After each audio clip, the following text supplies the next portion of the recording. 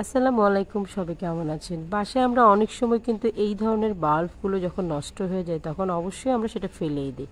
কিন্তু আমরা কিভাবে এই বাল্বগুলোকে কাজে লাগাবো সেটাই আপনাদের সাথে আজকে শেয়ার করব।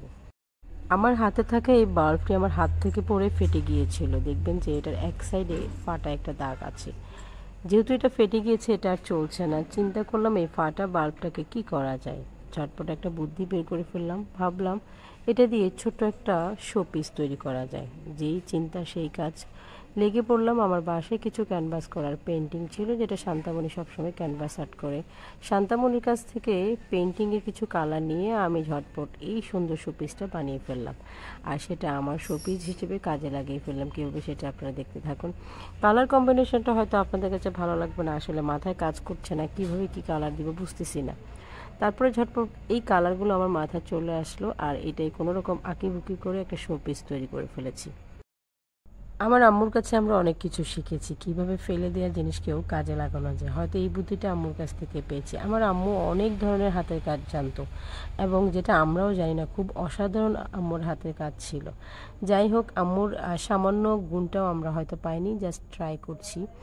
এই ছোট্ট শোপিসটা বানাচ্ছি আমি জাস্ট শান্তার ক্যানভাসের কালার দিয়ে, যেটা হচ্ছে আমার আসলে সময়টা যাচ্ছে না। আজকে একটু বাসায় ছিলাম, অফিসে যাইনি। ভাবলাম যে আমি আসলে কি করতে পারি।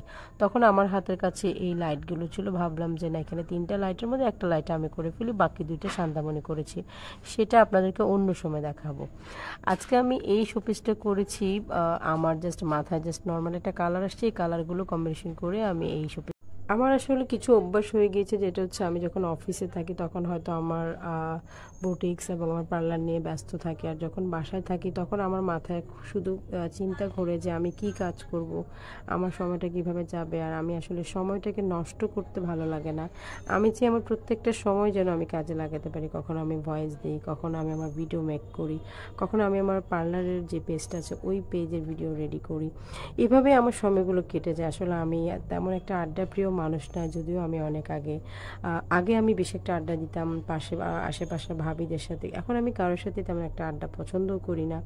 আর আড্ডা দেওয়াটা আমি মনে করি এটা একেবারে সময় নষ্ট করার একটা ব্যাপার, যেটা আমার কাছে এখন আর ভালো লাগে না। জানি না, এটা হয়তো আমার বয়সের কারণে এটা হয়েছে। আমি এখন তেমন কোনো আড্ডাই দেই না, সেটা মোবাইলেও আড্ডা দেই না, এবং কি আমার আশেপাশে মানুষগুলোর সাথেও না। আমার এখন চিন্তাধারা সবসময় একটাই থাকে, কিভাবে আমি সময়টাকে কাজে লাগাবো। যাই হোক, আমার শোপিসটা রেডি হয়ে গিয়েছে। আপনারাও আপনাদের বাসায় এই ধরনের যদি শোপিস থাকে, আপনারা সুন্দর করে লাইটগুলো দিয়ে কাজে লাগিয়ে ফেলবেন। আজকে এই পর্যন্ত। ইনশাল্লাহ ভালো থাকবেন। নেক্সট কোনো শোপিস নিয়ে আবারও আপনাদের সামনে হাজির হবো। সেই পর্যন্ত আল্লাহ হাফিজ, আসসালামু আলাইকুম, টাটা।